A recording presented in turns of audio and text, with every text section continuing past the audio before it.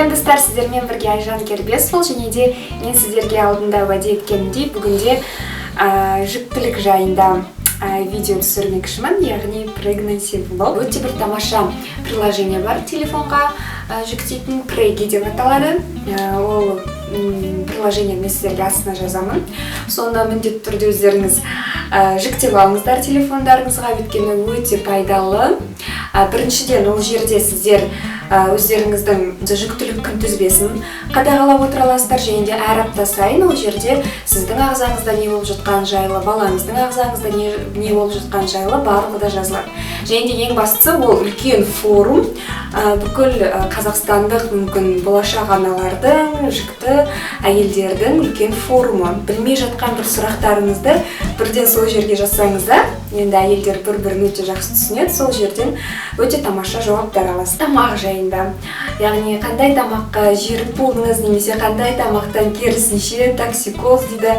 Оның барлығына ең бірінші үлкен кеңес, ол токсикоз әдетте ол таңертең болады. Яғни біз аш қарынға тұрған кезде, және де бұлай тұра салған кезде кішкене басымыз айналып, сол кезде біраз токсикоз болуы мүмкін.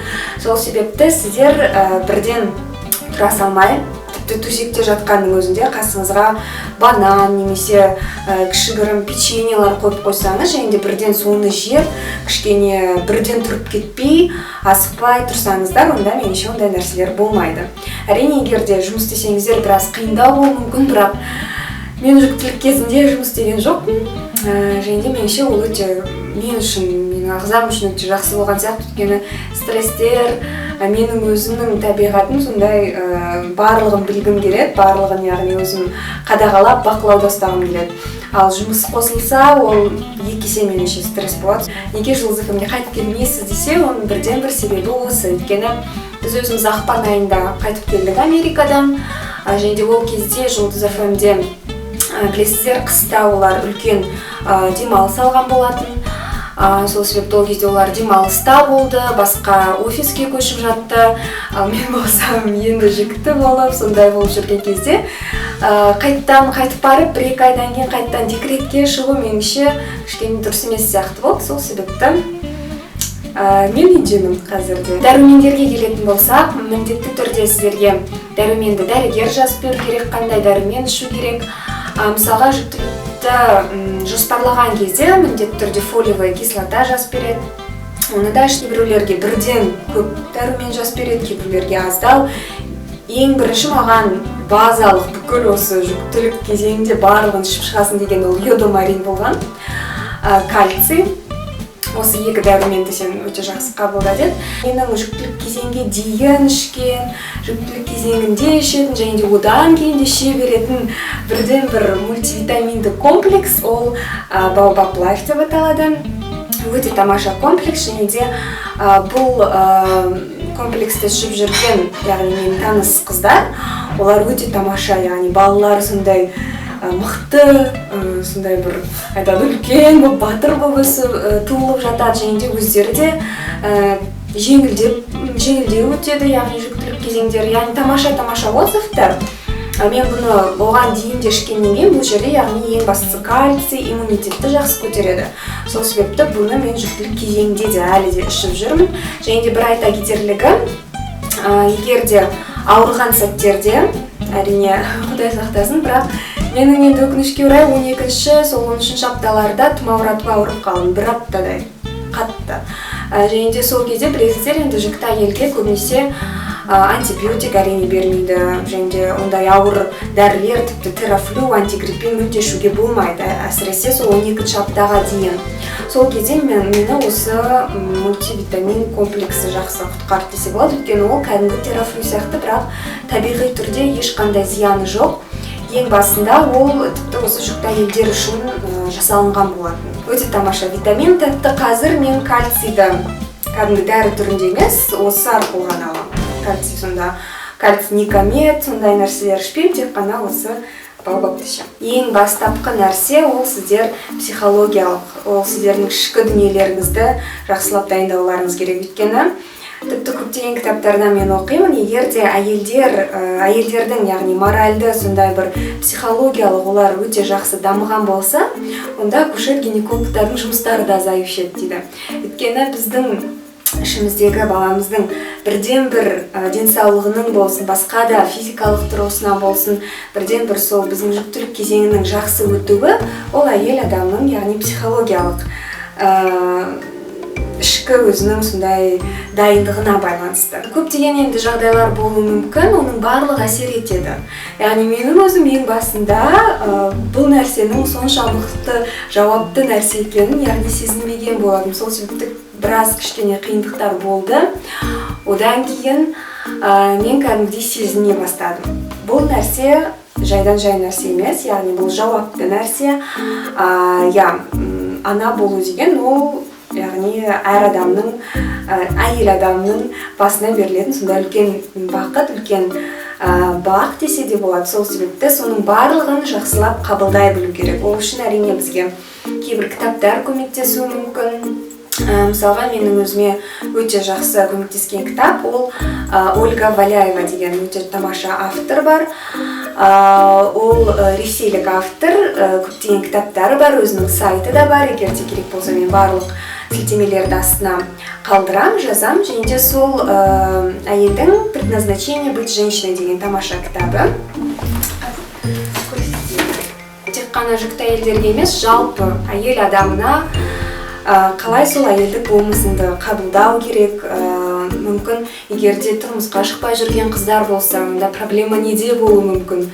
Немесе егерде отбасыда бір проблемалар болса, онда басты, яғни себеп іздейміз ғой бәріміз. Сол себептің түбі қайда жатыр? Соның барлығын да осы кітаптан білуге болады. Білім жинап, солай барып негізі осы жүктілікке келу керек. Өйткені егерде біз әлі қыз ретінде әлі бір романтикалық сондай біздің көруіміз мүмкін. Ой, мама боламын, өте жақсы, баламды еркелетемін деп. Ал оның ішінде қаншама нәрселер бар, сенің қаншама жауапты нәрсең бар. Сен тек қана ана болмайсың, сен сондай-ақ әлі де әйел жар боласың. Сол себепті соның барлығын қалай ұштастыру керек екенін меніңше оқып білу керек.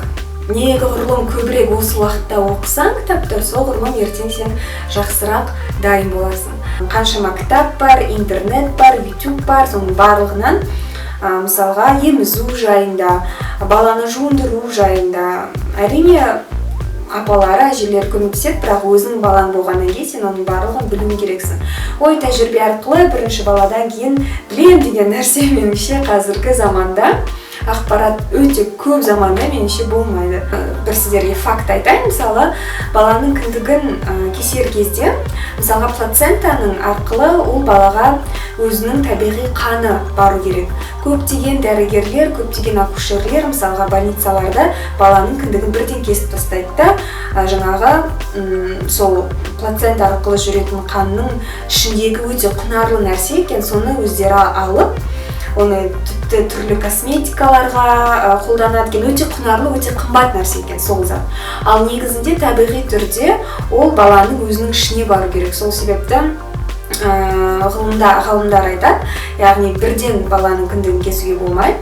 Ол анасы арқылы, яғни жаңағы плацентадағы бүкіл өзіне тиесілі қанның барлығын, құнарлы нәрсенің барлығын өз алу керек деп. Мысалға сондай нәрселерді егер де сен білсең, ертең барып мысалға дәрігеріне, акушеріне келіскен кезде айтасың, мен осылай жасаймын, маған мысалға анестезия салмайсыздар, өйткені ол зиян. Мысалға маған бұлай жасауға болмайды деп өзіңіз талап қоя білесіз. Сол кезде, яғни сіздің дайындығыңыз да көрінеді. Акушер де сізге оның дұрыс еместігін, яғни айтып, ақылдасып, сондай, яғни сіз оған дайындалып барасыз. Жүктіліктен кейін, босанғаннан кейін кез келген әйел адамы, кез келген қыз келіншек әдемі болып қалғысы келеді, фигурасын сақтап қалғысы келеді. Сол үшін жүруді өте жақсы қолға алу керек. Және де қазірде ауа райы өте тамаша. Көбірек жүрсеңіз, біріншіден сіз жақсы ауа жұтасыз, және де балаға ол өте пайдалы нәрсе. Көптеген әйелдерден естимін, яғни шаштары түсіп жатады, немесе беттері құртылып жатады. Оның барлығы меніңше стресстің де әсері болуы мүмкін, бірақ менің шашым керісінше. Менде бұндай жұмсақ шаш меніңше жүктілік болғанға дейін де болмаған сияқты. Өйткені ол кезде енді жұмыс істейсің, онша дұрыс қарамайсың, жүре бересің шашыңды. Мен мысалға 2 күнде бір жуып, күн сайын тіпті жуатын кездерім болған. Ал қазірде көбінесе үйде болғандықтан шашымды кішкене сирек жуатын болдым. Мысалға 4 күнде бір өте тамаша болады, ешқандай да майланбайды, кірленбейді. Және де асықпай, мысалға ваннада неше түрлі процедуралар жасауға болады. Оның барлығын енді мен бөлек видео арқылы жасаймын деп ойлаймын. Яғни спа дэй деп мысалға жүкті әйелдерге арналған. Жүктілік кезінде не нәрселер сатып алу керек. Көп әйелдер әрине мен жүкті болсам, мен тек қана жүкті әйелдер киінетін жерден киінем деп ойлайды. Бірақ білмеймін, меніңше оның барлығы артық шығын болуы мүмкін. Әрине егерде қыста мен кішкене шым кішірек болды. Ол кезде маған өзімнің кәдімгі киімдерім сия берді. Ал қазірде енді кішкене күн жылынғаннан кейін меніңше бір жаңағыдай жүкті әйелдерге арналған шалбар алсаңыздар жеткілікті. Менің мысалға шалбарым мынандай резинкасымен жүреді. Бұл шалбарлар негізі бір қуантарлығы кәдімгі масс-маркетта LC Waikiki де-факто. Осы 2 дүкенде меніңше жүкті әйелдерге арналған бөлімшелері бар. Мені бұл өте қатты қуантты, мен оны Прегидан білгем. Мысалға Америкада бар дүкендерде H&M болсын, Zara болсын, барлығында сол жүкті әйелдерге арналған бөлімшелері бар. Ал бізде өкінішке орай сондай жақсы сәнді киінетін дүкендерде ол жүкті әйелдердің бөлімшесі жоқ. Сол себепті осындай базалық нәрселерді алуға болады. Соңында сіздерге бір жақсы амал тәсіл көрсетем. Бұрынғы джинсыларыңызды қалай кие беруге болады. Мысалға мен қазірдің өзінде ішім ондай қатты енді білмеймін, менде мүмкін ондай қатты дәу емес шығар ішім, бірақ маған қазірде өзімнің джинсыларым жақсы сияды. Және де оған бір кішкентай амал тәсіл арқылы сол джинсыларды киіп сақтап жүре беруге болады. Алғыңыз келсе заттар, онда кішкене ұзынша футболкалар алыңыздар. Өйткені ішіңізді ертең жауып тұрады. Мысалға, сіз өзіңіздің бұрынғы джинсыңызды кисеңіздер, кішкене ұзынша футболкалар алсаңыздар, олар өте тамаша. 20-шы аптадан бастап жүкті әйелдерге бандаж киюге болады. Меніңше бұл өте тамаша ойлап табылған нәрсе. Өйткені кәдімгідей бұның айырмашылығы көрінеді. Мен басында ойлағам, мүмкін бұл керек те емес шығар, мен онша көп жұмыс істемеймін, тек қана үйде үй жинау болмаса деп. Бірақ бандаж киген мен кимегеннің айырмашылығы өте үлкен, жер мен көктей. Сол себепті бандажы тек 20-24 аптадан бастап киюге болады. Бұл менде кәдімгі аптекадан сатып алынған. Фирмасы Медтекстиль, украиналық осындай бандаж. 5200 теңге дей ма, сондай тұрады. Осындай сатып алсаңыздар өте тамаша, белдеріңіз өте қатты ауырмайды. Меніңше барлық нәрсені сіздерге көрсеткен сияқты. Егер де сұрақтарыңыз болса, міндетті түрде жазыңыздар. Жаңағы енді амал тәсілді көрсетейін, DIY Tricks дейді. Яғни өздеріңіздің бұрынғы джинсыларыңызды киесіздер, ең бастысы аяқтарыңыздан сыйса болды. Және де сіздерге мынандай кәдімгі шашқа тағатын резинка керек болады. 2 еселеп былай болса болады. Егер де ішіңіз ондай қатты үлкен болса, онда жаңағы тесігінен былай өткізесіздерді, жаңағы түймесіне былай қадай саласыздар.